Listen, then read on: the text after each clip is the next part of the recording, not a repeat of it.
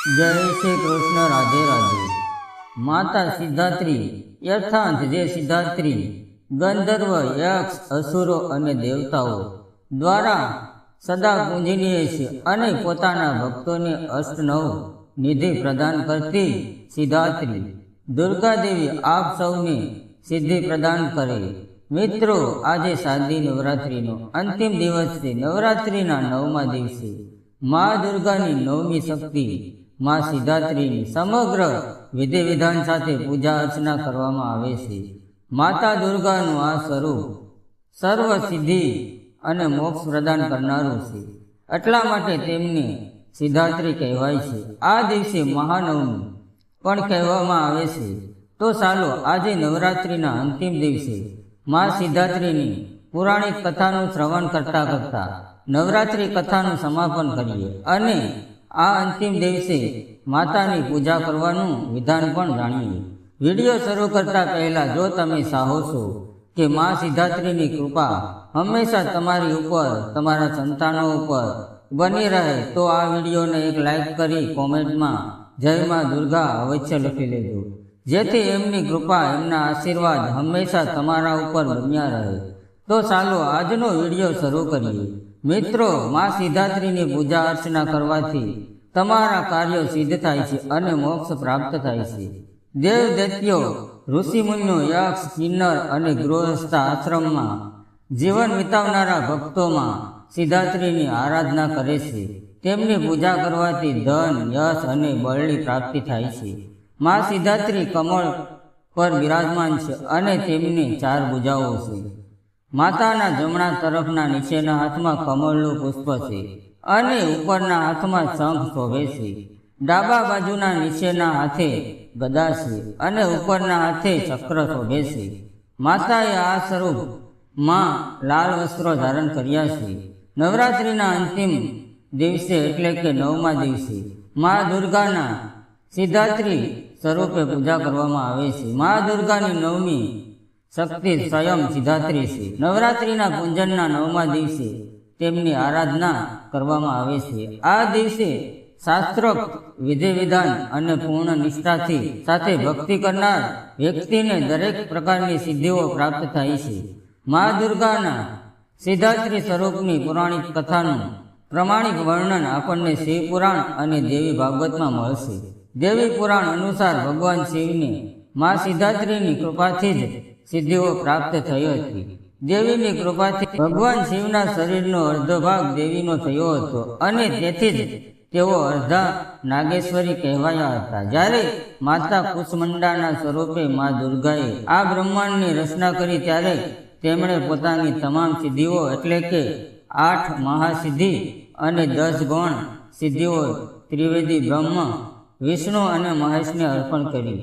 બ્રહ્માજી અને ભગવાન શ્રી હરિ વિષ્ણુને મુખ્ય 8 મહાસિદ્ધિઓ આપી, જેને અષ્ટસિદ્ધિ કહેવામાં આવે છે, અને મહાદેવને 8 મહાસિદ્ધિ તથા 10 ગણો સિદ્ધિઓ એટલે કે કુલ 18 સિદ્ધિઓ પ્રદાન કરી હતી.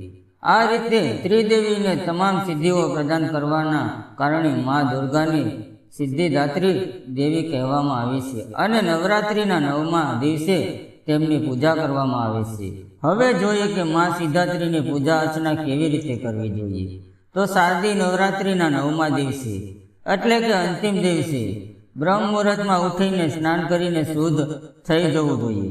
સ્વસ્થ વસ્ત્રો પહેરીને ગંગાજળ અથવા ગૌમૂત્રથી ઘરને શુદ્ધ કરવું જોઈએ. હવે કળશનું પૂજન કરવું, દેવી સિદ્ધાત્રીનું ધ્યાન કરવું, માતાને સિંદૂર, અક્ષત, રોલી, શ્વેત પુષ્પ આદિથી પૂજન કરવું.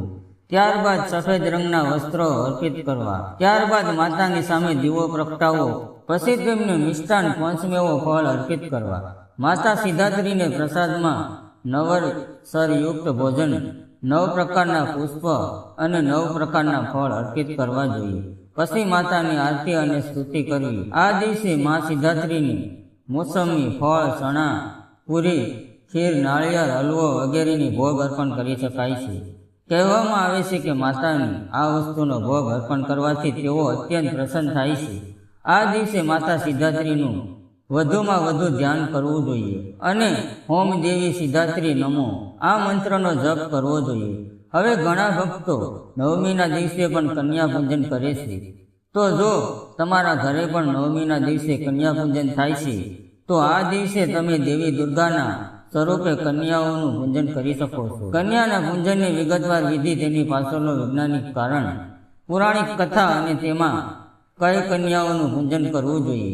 મિત્રો, આ દિવસે યજ્ઞ અને હવનનું પણ વિશેષ મહત્વ છે. એટલે જો શક્ય હોય તો તમે તમારા ઘરમાં અથવા આજુબાજુમાં સૌ મળીને નાનું હવન કરી શકો છો. તમે તમારા ઘરમાં કોઈ સુયોજન બ્રાહ્મણને આમંત્રિત કરીને યજ્ઞ હવન કરાવી શકો છો. તેમાં બધા દેવી દેવતાઓના નામની આહુતિ આપવામાં આવે છે. હવન સમયે દુર્ગા શક્તિના બધા શ્લોકો સાથે માતા દુર્ગાના નામથી આહુતિ આપવામાં આવે છે. સાથે જ દેવીઓનો બીજ મંત્ર ઓમ હિ ક્રીમ ચામુંડાઈ વિજય નમો, આ મંત્રનો 108 વાર જપ કરીને આહુતિ આપવા જોઈએ અને પછી આરતી કરવી જોઈએ. હવનના ભસ્મને તમે તમારા મસ્તક પર લગાવી શકો છો, કારણ કે તે શુદ્ધ પ્રતીક છે જેનાથી આપણા મનમાં છુપાયેલી દુર્ગણનો રૂપ દૈત્યોનો નાશ થાય છે અને મનની શુદ્ધ થાય છે. પછી માતાની તમારા પરિવારના સુખ, સમૃદ્ધિ અને આરોગ્ય માટે પ્રાર્થના કરો. માતાના આશીર્વાદ લેતા કન્યા પૂજન શરૂ કરો. માતા સિદ્ધાત્રીને ભોગમાં હલવો, ખીર અને ચણા અર્પિત કરવા જોઈએ. કન્યાઓ સાથે એક બટુક ભૈરવને પણ બેસાડવામાં આવે છે. ત્યાર પછી તમારી નવરાત્રિ ઉપવાસનું પારણું કરો અને નવરાત્રિ પૂજન કરવાથી માતાની વિશેષ કૃપા પ્રાપ્ત થાય છે અને ઘરના બધા સભ્યોની ઉન્નતિ થાય છે. નવરાત્રિમાં દુર્ગાના 9 સ્વરૂપોની પૂજા આરાધના કરતા કરતા સિદ્ધાત્રી માતાની ઉપાસના પૂર્ણ થાય છે. વ્યક્તિને અલૌકિક અને પરલૌકિક તમામ કામોની પૂર્તિ થઈ જાય છે. સિદ્ધાત્રી માતાની કૃપાથી ભક્તના અંદર એવી કોઈ મનોકામના બાકી નથી રહેતી જેને તે પૂર્ણ કરવા ઈચ્છે છે. તે બધી જ સાંસારિક ઈચ્છાઓ અને આવશ્યકતાઓથી ઉપર ઉઠીને માનસિક રીતે માતા ભગવતીના દેવી લોકમાં વિહાર કરે છે અને તેમને વિશેષ કૃપા પ્રાપ્ત કરે છે. આ પરમપદ પ્રાપ્ત થયા પછી તેને બીજી કોઈ વસ્તુની અભિલાષા રહેતી નથી. માતા દુર્ગાના 9 સ્વરૂપો જે અને નવરાત્રિના 9 દિવસોમાં પૂજા આરાધના કરવામાં આવે છે, એ જ માતા ભગવતી સર્વ પ્રકારના મંગળ પ્રદાન કરનારી, મંગલ સ્વરૂપા અને મંગલમય છે. સર્વનું કલ્યાણ કરનારી શિવા એટલે કે શિવ શક્તિ છે. તેઓ જગત જનની છે. એ જ જગત જનની ઉત્પત્તિ, સ્થિતિ અને સંહાર કરનારી શક્તિ સ્વરૂપે છે. જ્યારે આપણે સૃષ્ટિની રચનાની વાત કરીએ ત્યારે સૌપ્રથમ આપણને સમજવું જોઈએ કે આધ્યાત્મિક જગત અને ભૌતિક જગત, આ બંનેમાં સમગ્ર રચના સમાયેલી છે. આધ્યાત્મિક જગત ભગવાન શ્રી કૃષ્ણનું નિત્ય ધામ છે, જ્યાં તેઓ પોતાના ભક્તો સાથે નિવાસ કરે છે. ભૌતિક જગત પ્રકૃતિના 3 ગુણોના અંતર્ગત આવતું એવું સ્થાન છે જ્યાં બંધાયેલા જીવાત્માઓને વસે છે. આધ્યાત્મિક જગતમાં ભગવાનની મુખ્ય 3 શક્તિઓ છે: સંવેદિત, સંઘની અને અલ્લાદીની. સર્વિત શક્તિ આધ્યાત્મિક જગતમાં તેના વાસીઓ ભગવાન સાથે પોતાનો સંબંધ શું છે તેનું જ્ઞાન કરાવે છે. સંધિની શક્તિ આધ્યાત્મિક જગતને વૈદિક પૂર્ણ બનાવે છે, જેથી ભગવાન પોતાની દેવી લીલાઓ દ્વારા પોતાના ભક્તોને આનંદ પ્રદાન કરે છે. અને અલાદીન શક્તિઓ ભગવાનને અસમિત સર્વસ્વ આનંદ આપવાનું કરે છે. અલાદીન શક્તિ સ્વયં રાધારાણી છે અને એમનાથી વધારે આનંદ ભગવાન શ્રી કૃષ્ણને બીજું કોણ આપી શકે. અને એટલે જ રાધારાણીને મદન મોહિની પણ કહેવામાં આવે છે, એટલે કે જે મનને પણ મોહનારી શ્રી કૃષ્ણ છે તેમને પણ તેઓ આકર્ષિત કરે છે. જ્યારે રાધારાણીની છાયા ભૌતિક જગતમાં પ્રવેશ કરે છે ત્યારે તેમાંથી દુર્ગાદેવી પ્રસન્ન થાય છે અને ભગવાનની આજ્ઞાથી દુર્ગાદેવી આ ભૌતિક જગતને પોતાના નિમંત્રણમાં રાખે છે. તેઓ શિવ પર સવાર રહે છે અને તેમના 10 હાથો હોય છે, જે 10 પ્રકારના કર્મોને દર્શાવે છે. તેઓ પોતાના હાથમાં 20 આયુધ્ય ધારણ કરે છે અને એક હાથમાં તેમણે શસ્ત્ર ધારણ કર્યો છે, જે સદાય નષ્ટ થતો કાળ દર્શાવે છે. હવે જોઈએ કે દુર્ગા દેવીનું કાર્ય શું છે. તેને સમજવા માટે એક ઉદાહરણ લઈએ. જ્યારે કોઈ વ્યક્તિ ગુનો કરે છે ત્યારે સરકાર તે ગુનેગારને સજા આપવા માટે અને તેને સુધારવાનો અવસર આપવા માટે જેલમાં રાખે છે, ત્યારે જેને ભોજન અને કપડાં તો આપવામાં આવે છે, પરંતુ તેને એક મર્યાદિત જગ્યામાં કેટલાક નિયમંત્રો હેઠળ રહેવું પડે છે, અને આ બધી વસ્તુઓની જવાબદારી જેલરને હોય છે. જેલર આ કેદીઓ ઉપર નિયંત્રણ રાખે છે, અને જો કોઈ ગુનેગાર સુધરી જાય અને તેની સજાની અવધિ પૂર્ણ થઈ જાય તો તેને જેલમાંથી મુક્ત કરવાનું કાર્ય પણ કરે છે. બસ આ સ્થિતિ આપણને પણ છે. વાસ્તવમાં આ ભૌતિક જગતને દુર્ગા એટલે કે કિલો કહેવામાં આવે છે. ભગવાન સાથેનો આપણો વાસ્તવિક સંબંધ ભૂલીને આપણે આ ભૌતિક જગત રૂપ જેલમાં અટવાઈ ગયા છે, જ્યાં આપણને જરૂરિયાતો પૂરી કરવા માટે મૂળભૂત સુવિધાઓ તો મળે છે, પરંતુ તમામ જીવાત્માઓ ભૌતિક પ્રકૃતિના 3 ગુણોરૂપ બંધનમાં બંધાયેલી છે. આ ભૌતિક જગતરૂપ દુર્ગાની અધ્યક્ષતા અથવા જેલરની દુર્ગા દેવી તે પોતાના ત્રિશૂલ દ્વારા આ બંધાયેલી જીવાત્માઓને નિમંત્રિત કરે છે. દુર્ગા દેવીનું ત્રિશૂલ 3 પ્રકારનું ભૌતિક દુઃખોને દર્શાવે છે: અધિદૈવિક, આદિ, ભૌતિક અને આધ્યાત્મિક. આ ત્રિશૂલ દ્વારા કષ્ટ આપી દુર્ગા દેવી આપણને સમજાવવા માંગે છે કે આ ભૌતિક જગત આપણું વાસ્તવિક ઘર નથી, એટલે આપણને ભગવાનની શરણમાં જ જઈને પોતાના વાસ્તવિક ઘર ભગવત ધામ પાછળ જવું જોઈએ. પરંતુ કેટલીક જીવાત્માઓ એવી પણ હોય છે જે આ ભૌતિક જગતમાં અનેક કષ્ટો ભોગવ્યા પછી પણ ઇન્દ્ર સુખ માણવા માંગે છે અને પોતાના સ્વતંત્ર ઈચ્છાઓનું દુરુપયોગ રહે છે.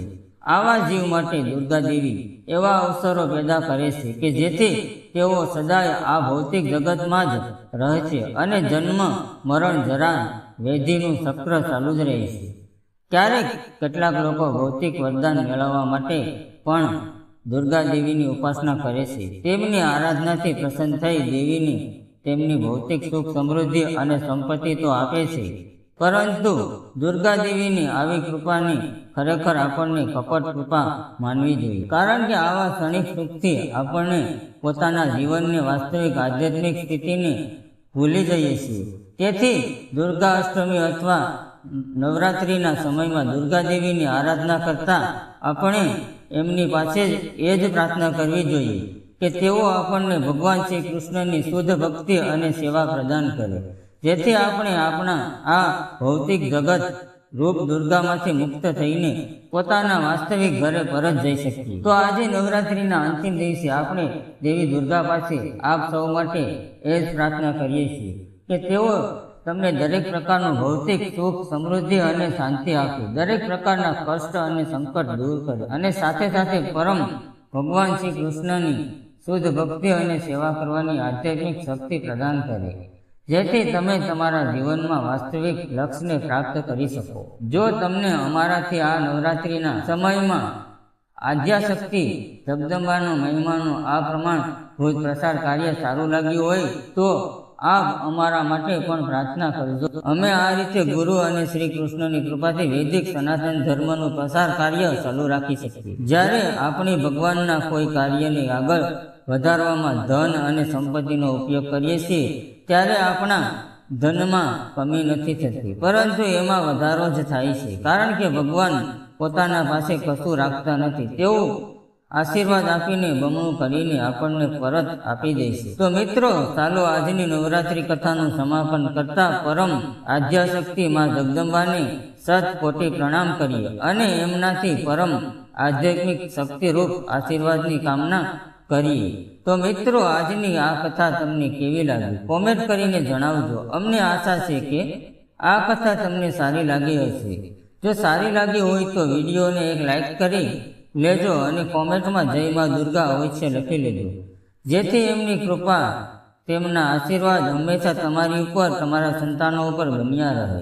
અને આવા જ ધાર્મિક અને ભક્તિમય વિડીયો જોવા માટે અમારી સાથે હંમેશા જોડાયેલા રહેજો. અમારી ચેનલને સબસ્ક્રાઈબ કરી લેજો. તો આજના વિડીયોમાં આટલું જ. ફરી મળીશું એક નવા વિડીયોમાં. ત્યાં સુધી આવજો.